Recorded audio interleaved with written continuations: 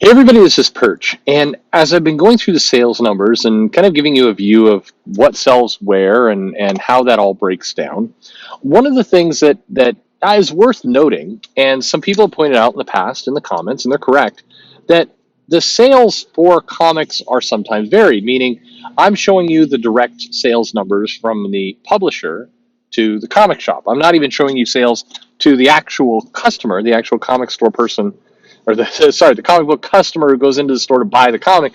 Nobody has those numbers. Those numbers do not exist. There's Comics Hub, which every now and then Bleeding Cool will point to, or a couple other sites will point to, going, this is giving us data. It's like, yeah, but it's giving you data that is very, very inaccurate for 100 shops. When I say very inaccurate, I mean the sell through is, basically what is being managed in this software. Lots of shops do things on the side. They'll put books into dollar bins. I know some people who are using the software who use it for their pull box customers, but not the off the shelf customers. There's a lot of ways. It's a good data point. I'm not dissing the software. I've just earned myself an email from somebody attached to Comics Hub telling me I'm an asshole now. But I'm not saying the software is bad. I'm just saying the sample size of the people using it is not big enough to go, aha, I know exactly what's going on. Or maybe even, I know close to what's going on. And again, that's not meant as a diss. It's just you're talking about less than 100 shops with incomplete data. Like any mathematician, anybody would tell you, hey, don't do your analysis based off that small a size. It's not enough. And in fact, it's that kind of logic that I think has largely gotten the comic industry into some of the trouble it's in, where we get very broad guesses as to what's selling and what's popular and what's not. And a lot of that's coming from, it's no different than an editor for a comic line, kind of gauging the fan response to a book they're doing by going to their local comic shop where all their friends are and hanging out for an hour over coffee. That's not going to give you a sense of the market. And I think the comic industry is one of the biggest frustrations that I have with it. It's just there's so little data. I mean, I'm doing these sales numbers for you, and even that is just it's not nearly enough information. What I'm getting from you is from Comicron, and it is coming from published diamond numbers. And I've avoided going into numbers since March because the numbers are, inaccurate. I think that John Jackson Miller is doing a hell of an admirable job about trying to, get his head around the numbers. I feel a kinship to this guy who works very hard to try and make sense of everything. But it is kind of sad, just as an aside, that the comic industry requires people who are not even, attached to it, trying to make sense of its numbers. That seems wrong for some reason. I've got a lot of really positive comments from people inside the industry who are looking at the sales numbers, going, "Hey, this is really interesting to me, seeing it charted this way. I never had this view before," and I'm like, "I'm glad to provide the service." And what the hell, companies? Why aren't you doing more of this analysis for the people who work for you? But anyway, I'm not going to go down that track today. The thing that I wanted to bring up is that it is a very true statement, but it's been one that people have hid behind. That there is a world outside of the direct market. There is a world outside of comic shops, and that world has a lot of different avenues to it. Yes, there's digital, but digital is actually in many ways the least interesting of all of it, because digital follows a very similar path. Like if you chart, certainly if you use trends, but if you chart just title by title, there's not a case where you have a comic that is, say, selling 20,000 copies in print and it's selling 60,000 copies in digital. Now, notice I said selling. I'm not talking about piracy. The piracy numbers are very different from the sales numbers. Very, very different. But in terms of what's bought, it follows the exact same trend. It's like the digital sales are a percentage of retail sales, but they go up and down almost identically. You don't have, like in print, issue number 2 and number 3 drop, but in digital, issue 2 and issue 3 skyrocket. It follows the exact same path, almost down to like a single percentage point, the exact same path. But the parts that are more interesting are things like, the booksellers, things that are sold outside of, on Amazon or in Barnes and Noble or places like that. Yes, there's store book. Every time I say this, somebody in the comments is like, I didn't even know there were bookstores anymore. Yes, there are bookstores. Yes, absolutely there are. Um, there's Barnes and Noble is still hanging in there. It's a weird store, though. They've got like a whole toy section, and Barnes and Noble is definitely strange at this point. At any rate, though, that is a major factor. But one of the things that I think strikes me about comics is that there are titles that do well in a bookshop like that, or titles that do well, marketed through Scholastic. Titles that do well when the teachers hand out a little form and the students like check off what they want and the books come in. That still happens. Do you remember that? Like I remember that from when I was a kid, and that still goes on. Now I'm a parent, and my kids come home and they've got like the Scholastic, and it feels like a total shakedown. If you're a parent, by the way, you will immediately know what I'm talking about. Like this Scholastic form comes in, and your kid, is like, hey, this is what I want to buy, and they hand it to you, and like they've marked off like half the page. You total it up, and you're like, this is like $400 worth of books. Like, how is that even possible? Because almost everything in Scholastic's like priced under $5. But you're like, and you're like, no, this is going to help me read. And you're like, hey, bastard teachers, getting my kids to read. How dare they? Anyway, you definitely you feel like it's a little bit of a shakedown, though. I don't know. Every time I get that, I'm like, well, I'm glad you're reading, but I don't know. I didn't realize the store was going to open up inside my 6-year-old's classroom for books, and then the guilt trip is like, if you want your child to read, you'll buy all this.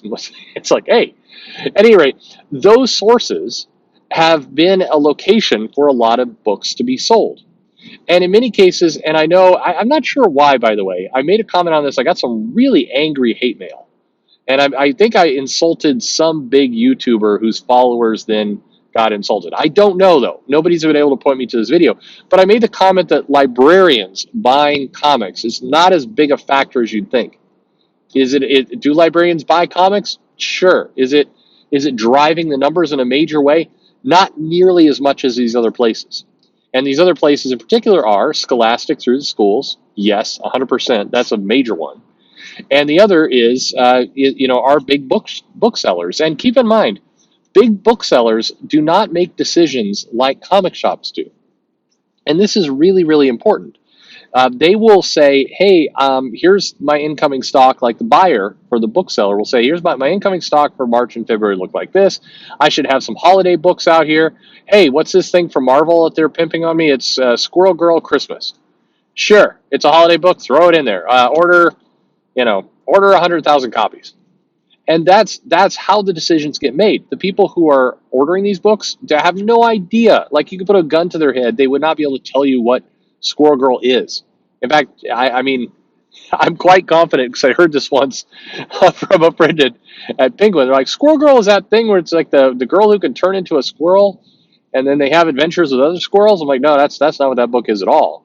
But sure, why not? That's all they know about these books. And so that is a huge source. Again, I'm not saying librarians don't buy books. It's just in the grand scope of things. Because keep in mind, libraries also get the books at a much discounted rate. So that's why when you look at sales numbers, or you're looking at business volumes, and you're looking at the publishing division numbers in an annual report, you look at dollars. You don't look at units shipped, because the amount of money that a librarian will have to pay for, say, a copy of Iceman, the trade paperback, is going to be dramatically less than what you would pay for in a comic shop for the same product. It's a way different thing. The dollars and the units are very different. But here's the frustration part I was leading up to, and I really think this is a big point. Although I suspect I've lost like 90% of my audience already to these other things I've introduced, and it's this: if you are Marvel and you've got a book like, say, Moon Girl, and Moon Girl does really well in Scholastic, okay? Does great business there. And it also does pretty good business at the booksellers, at places like Barnes and Noble, and maybe you even got into Target and Walmart. Good for you. And it's doing well because you managed to convince those big booksellers that this is something that is easy for them to market. It's hey, it's a girl and there's a dinosaur. Who doesn't like dinosaurs? And she's smart, so you get to check the box that you've got some STEM stuff going on. You get to check the box for kind of an excitement with the dinosaur. She's a young black girl, so you get to check a diversity box as well. And you know how to position this. Your Target, your Barnes & Noble, you can position this as, here's something for young girls featuring a black character with a dinosaur and she has science adventures and STEM is important. Okay, that's a bunch of things that are marketed in such a way that the bookseller can say, all right, I know what this is. I know how I can push this onto readers. Will it sell or won't it sell? I mean, that's a whole different ball game. But if you can get Target and Walmart, places like that, Barnes and Noble, to get on board pushing your book, you've been successful. That is winning half the game, because a lot of purchases are made based on what those big sellers are pushing on you. But the question becomes then, why are you bothering with the direct market at all? And why are you even putting that noise into the direct market? Because what happens is you get a book like, say, Moon Girl, which is a book that very much fits the audience it's targeted at. Kids, particularly girls, but definitely kids in the 8 to 12 range are going to go for that book. They're going to buy it. They're going to be happy to buy it. But they're not going into a comic shop to buy that. They're buying that through Scholastic or through the big bookstores, and their parents take them in there. That's where they're buying it. So then if you're Marvel, why the hell are you pushing it in the direct market? Why are you pushing this at all in comic shops? Why are you putting ads for Moon Girl into, say, the Avengers? Why would you do that? And if you think I'm making this up, I'm not. I can go back to the Avengers, and you will see that they were running a full page ad for Moon Girl in the Avengers. That is not a crossover audience. Now, by the way, yes, always true. Always the exceptions are true. I've heard the Perch does Perch takes, or these two things, whatever it happens to be.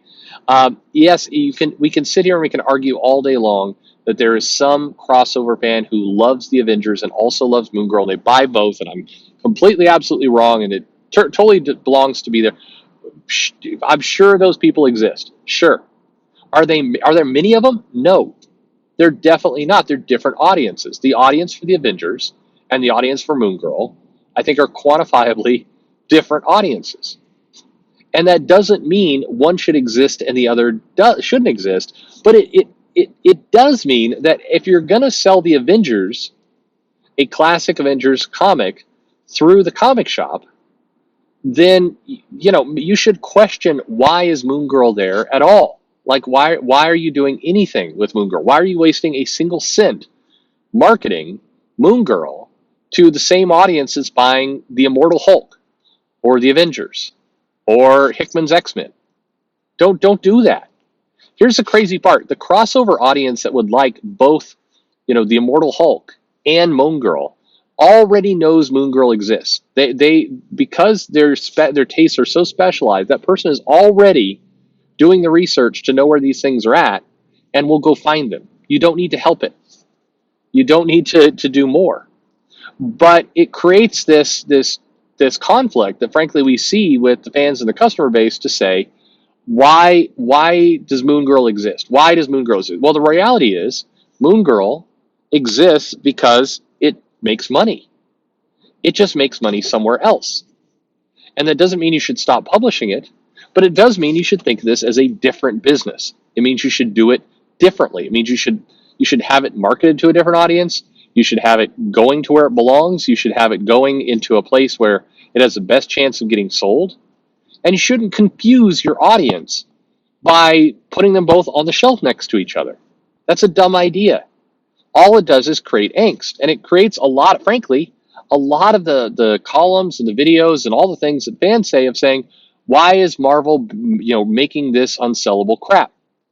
And the reality is, some of it truly is unsellable crap. Some of it are failures, and some are successes, but successes in different places. And I have this is my paranoid weird theory that is probably not true at all. But my paranoid weird theory, by the way, the simple answer is that Marvel just doesn't have the staff. None of these people have the actual staff, or maybe even the training, or definitely the pay. When you hear that editors are like pulling in like $32,000 a year, that nobody is incented enough to do this properly. But the reality is they just don't have time or training or education or whatever else to actually manage multiple market segments. And so they don't. They use a one-size-fits-all blitz strategy, which is dumb. It's leaving a lot of money off the table. It confuses their audience and creates a lot of pain and angst for themselves, but they don't know how to do better. That's the most likely answer. But here's my paranoid crazy theory. It's that they're intentionally, the people who are editing and writing some of these comics, they have this job. It's a low paying job. They like what they like. They don't like Iron Man. They don't like the Hulk. They don't like a lot of the classic characters. They wound up here because they like comics. But this is a group that came in loving, Scott Pilgrim or whatever else, and this is why they're there. That's why they're in comics. And if they wanted, if they could get better money, they would do it, and they would get it somewhere else. They wouldn't get in comics. They have jobs in other places. So they intentionally kind of, because it's easier, it allows them to do less work. They intentionally blend all this crap together because it obfuscates what's going on. It makes it harder to point out that, hey, you're actually not doing a very good job, targeting the right audience. Hey, maybe you shouldn't sell Moon Girl to, 42-year-old men in a comic shop. Maybe you shouldn't. Maybe that's completely the wrong audience. But rather than do the extra work to, have specialized marketing tracks to target specific verticals, rather than doing that, they're just like, I'm just going to mix all this stuff together, and then I can say, hey, all the comics are popular. Comics are selling great. Everything is perfect. Because they basically, they're heavily leaning on the comics that are selling well. It's like, hey, Hickman's X-Men selling well. All comics are selling well. It's like, no, a lot of comics are selling terribly. I mean, as you saw in the number video, Miss Marvel, when it's down under 15,000 copies, it's selling terribly for a marquee character. But if you don't get specific with the numbers, you could just say, yeah, Marvel's selling hundreds of thousands of copies of comics every month. Absolutely, they are. And it just, then the conversation ends there. And if people are coming in saying, I think this title sells poorly, the response can be, Marvel's selling hundreds of thousands of copies. We're number one in the comics industry. What are you talking about? You jerk, shut up. And it's a way of deflecting the true argument. Now, I think the simpler answer is a correct one, simply that there's not the staff, time, money, training to do this properly. But I do think it lends some credibility to these arguments that go kind of nowhere around what's selling and what's not. I don't know, my crazy theories. It is, I say this from the standpoint of there are comics that are made to be sold other places, and that's okay, and it's a good thing. They need to go where their audience is. If you're making a comic for kids, please don't market it in the comic shop. Not right now. The kids aren't going to the comic shop. Hopefully someday they will, but don't market it there. So you're wasting your time. You're wasting everybody's time. And it doesn't mean, for those of us who are on the outside looking in, we should be quick to actually dig a little deeper. Don't immediately make the assumption that Marvel's just putting out unsellable crap because they want to. There's got to be a market somewhere, and we should dig. Because the reality is, some of these titles, again, like Moon Girl, like that first volume of Miss Marvel in trades, it does really well outside. And some comics, like the Unsellable Wasp, it didn't do well. But if you lump them all in together, it allows bad content, not bad content, unselling content to hide behind the successes that are working. And then that simultaneously that allows people who are, let's just say less good at their job to continue to pump out things, continue to kind of, just continue to work in this industry when arguably the door should be open for somebody else. I'm all about other people. Let's leave the door open for other voices, other creators. There's some people who, they don't have the sales capabilities that they once did, or maybe they never did. And maybe there's a lot of new, diverse voices out there, just new voices out there that actually have stories to tell that will sell. And I think let's get those people in the door. Let's get those people making comics. And as long as we're kind of hiding, unselling content behind selling content, we're not making room for new voices to come in and do things. Anyway, a bit of a convoluted point there. I hope there were a couple things in there you appreciated or made sense or worked on some level.